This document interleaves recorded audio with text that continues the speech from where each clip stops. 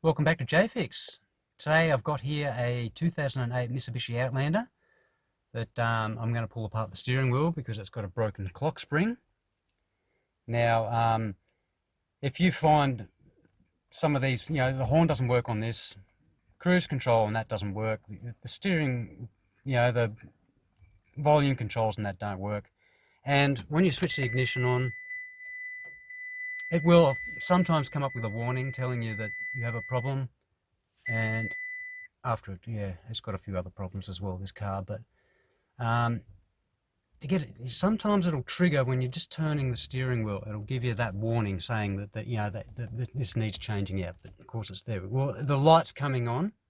You can see the ABS lights coming on there, so that's a bit of an indication there. It was coming up at one stage with the service required an airbag thing coming. Let me just start the car up and we'll find out, see if it does it that way. So now, as you can see, we've got no warnings whatsoever except for the cruise control and the seatbelt warning lights and whatnot, but someone's wondering if we can get this to trigger, tell us that we have a problem. There we go.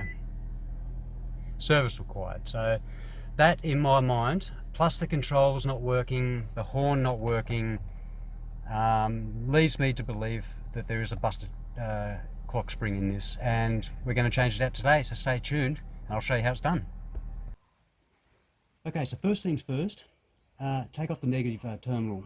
This will make sure you don't get any accidental deployed airbags or anything like that. So we're 10mm on this car.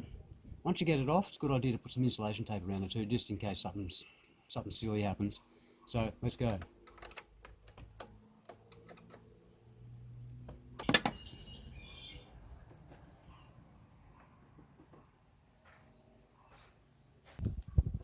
Just go around. It's a little bit extreme, but it's better to be safe than sorry. So go around a few times just to make sure it's not going to touch on anything. Now we've got to wait about 15-20 minutes now for this car to decharge, so we don't get anything stupid happen. So we'll be back shortly. Okay, so it's been about 20 minutes. We're back here inside the car. We need to get this airbag out. In order to do that, we need a T30 Torx Bit. We've got right here, and we just need to take. There's a screw here on the side of the steering wheel that we need to take out, and there's one on the other side that we need to take out also. So let's get stuck into that. Okay, so once both your screws are loose, they don't come all the way out, these screws, so you'll sort of feel when they're out, they start getting a bit tight. That's when we need to come in underneath the steering wheel.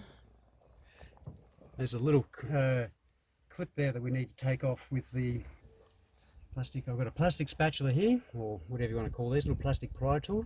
You could use that, either that, or you could go just a flathead screwdriver with a bit of insulation tape on it. Either way, you don't really want to be wrecking the trim with metal on plastic and all that. Just pries off like that. It does take a bit to get these out, but you just got to work with it. Try not to be too rough.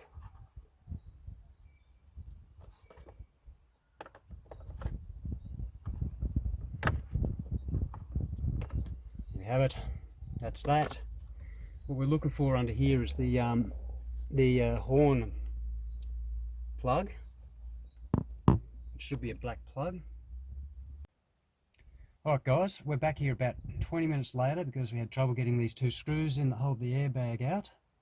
They were a bit damaged in there, so we just had to do a bit of work to get them free. But now that they are, we've gone ahead. I couldn't get a very good camera angle in there underneath to get you where the horn is, but it's a black plug up underneath here where your airbag, just right next to your airbag plug basically. So we've taken care of that. And now we're at a stage where we can now just pull the airbag out and get to, taking the steering wheel off. So you obviously got to be careful with this airbag, even though it's discharged and all that. Some people will tell you to go disconnect them here and here, but there's no need for that today. These airbag plugs are really easy to work with. It's pretty much just a case of I might need two hands here to do it, but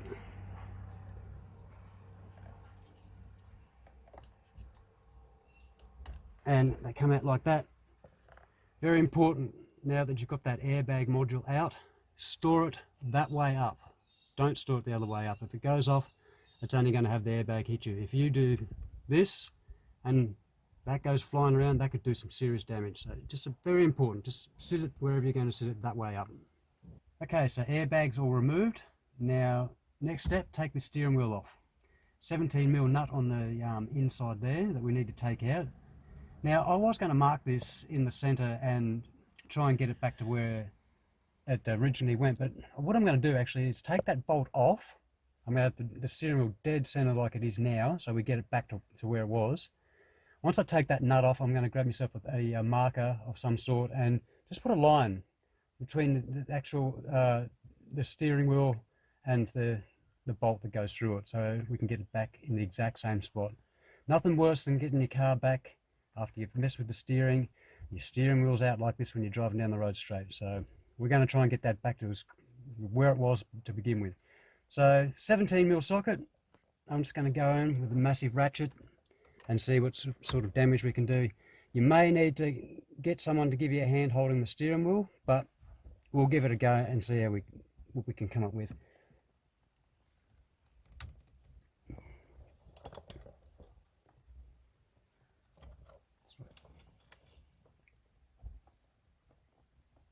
There we go. That's broken that loose. So we should be right to just take that off now. Good thing about Mitsubishi steering wheels, now I hope it just doesn't come back to haunt me, but we don't need a puller to remove this. It should in theory just come off, but just don't forget to make that mark on the steering wheel with the finest tip pen that you've got. So we're going to go ahead and do that right now. I'm just going to mark there. I'll see if I can do it right-handed so you guys can see at home.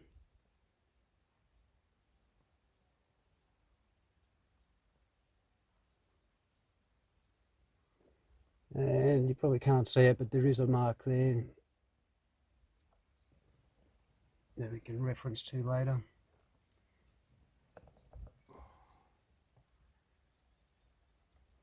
Very hard to see because it's on the threads, but you'll sort of get the idea. And as long as that steering wheel's straight like it is there, and you don't move it, we shouldn't have any issues. So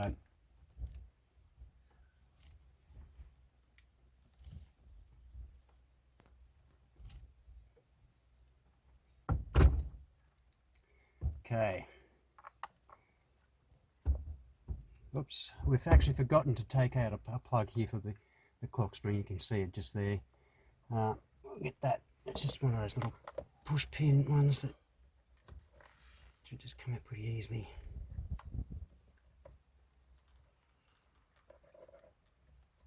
This one's not, of course. Might have to grab a screwdriver. Push that in. There we go. One steering wheel. Sit that aside, give it a bit of a clean up. I think that's what we'll do, give it a bit of a clean up while it's off. It's a lot easier. Get rid of some of that dust. You can actually see there too, they've got notched out where that steering wheel goes, so that makes it even easier. Okay, so to get this Clockspring out, we need to take a bit more of the car apart, which is these cover plates for your ignition and all your steering stuff and all that. From what I can tell, they're only held on by 2 screws, which are down underneath where your adjustment for the steering wheel is. So they're crosshead screwdrivers, so job, so you can get that pretty easy. Just a matter of getting it in there and trying to get the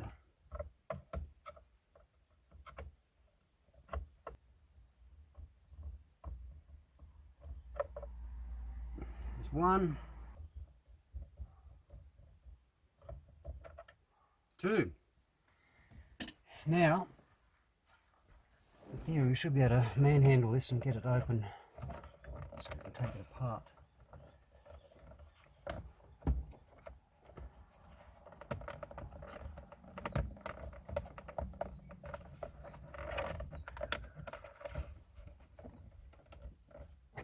It can be tricky at times to get these apart, but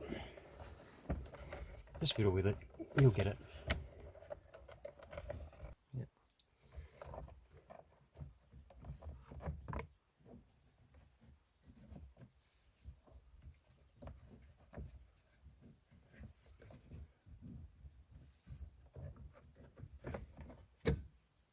Okay, that's that.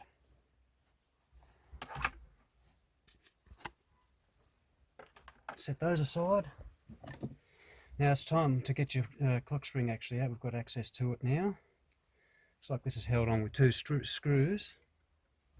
Before we do that, we need to get some cables off the bottom here. So let's go do that now. Alright, so we've got this clock spring out now. Pretty easy. They've just got little clips. You can see the little clip on the top here. You just got to get your screwdriver in there, pry it down, it'll come out. This bottom one, it's the same, but I couldn't find any way to access it, so just a gentle pull on there actually made that come out. And we've got our pliers.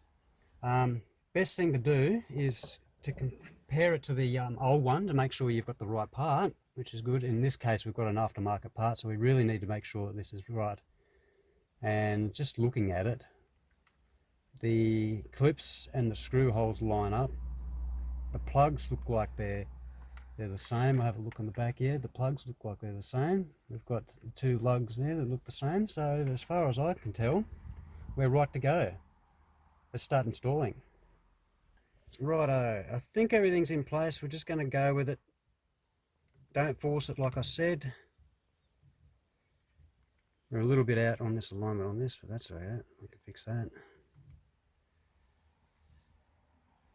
Make sure it's all lined up.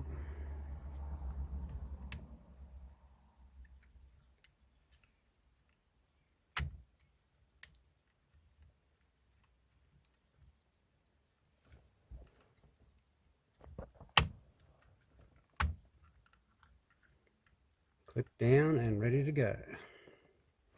All we're going to do is put our two screws back in.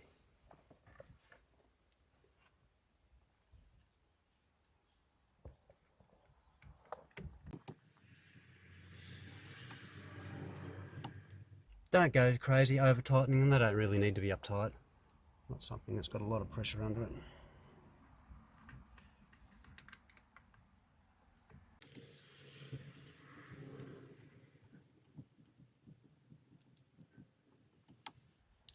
Done.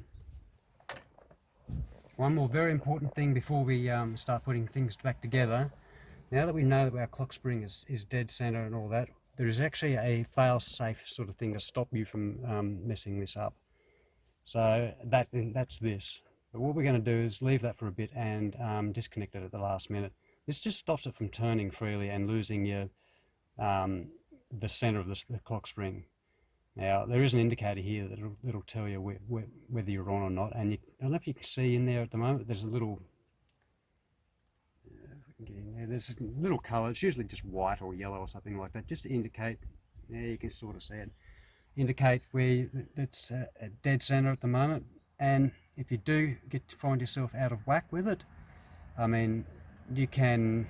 Let me just explain. So this one here is the one we just took out.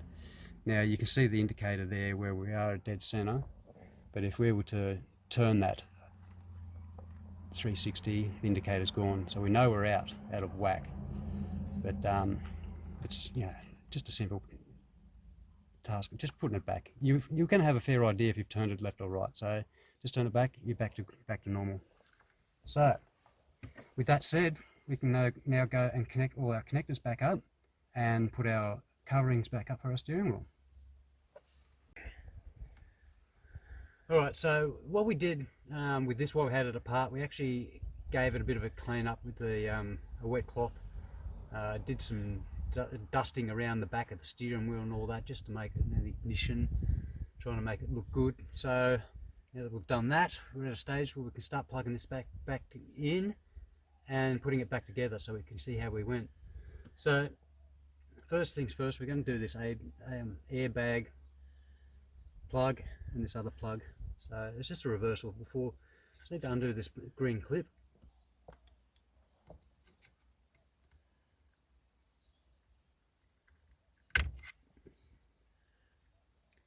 Then we can slide our airbag plug it back in. Make sure you hear that click.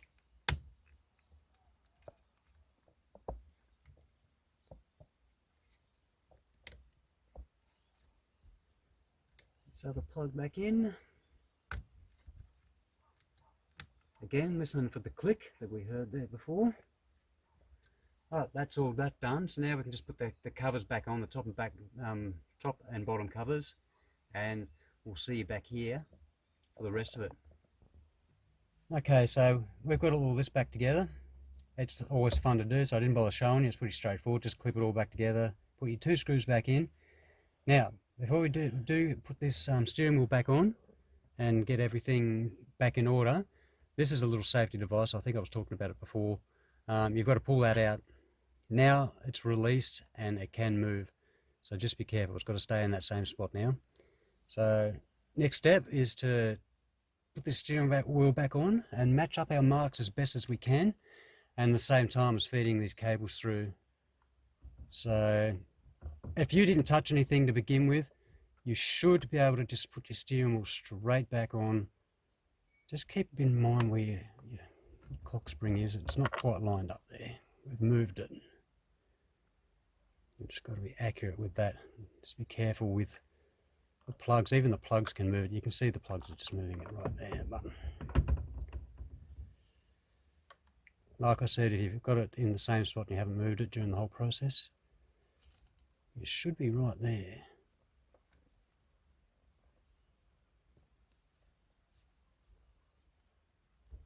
I'm confident that that's right. So basically now what we've got to do, we'll plug this back in. All right.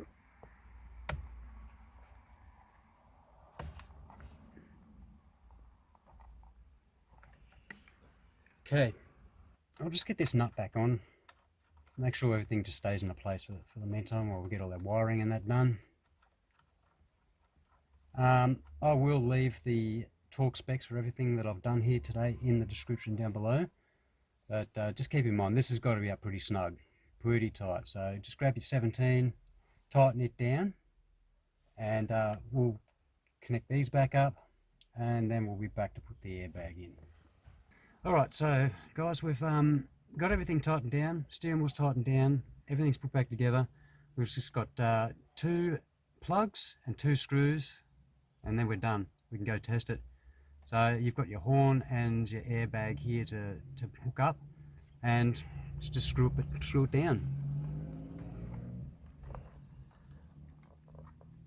This is the airbag. Listen for that solid click, because if you don't hear that, then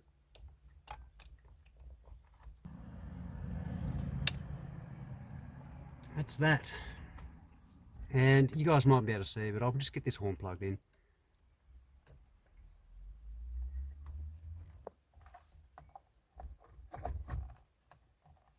Got that in. All we've got to do is tighten our 2 screws down on each side with the T30 Torx bits, and we're done. Alright guys, well that's it. That's how you change the clock spring out on a 2008 Mitsubishi Outlander. Before we go though, I am going to take a bit of a test run and see how well we did too. We've had a win, or whether we've made things worse. Hopefully not. Let's find out.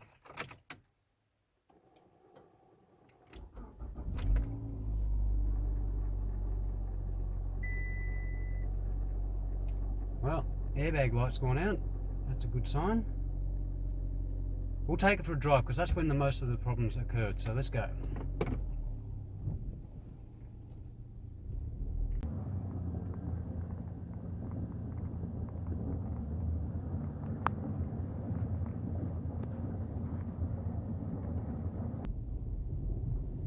A lot of the times when you turn the steering wheel, that's when the problem happened.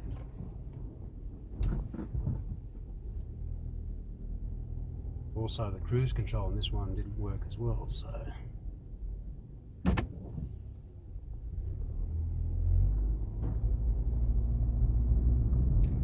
Well, there's been no warning yet. But what we'll do is we'll take it up here a bit further, try this cruise control out. If the cruise control works and the other controls work, I reckon we've done well and we're on a winner. Also, we'll test the operation of the blinkers and all that sort of stuff.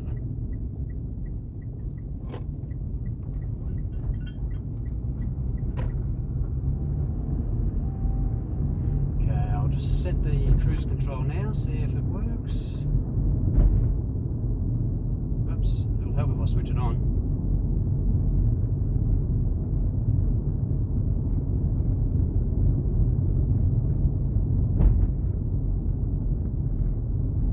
There we have it, folks. Cruise control works. Can't show you the stereo because of the music, but anyway, I haven't heard a beep out of it yet. Feels very nice. No bindage whatsoever.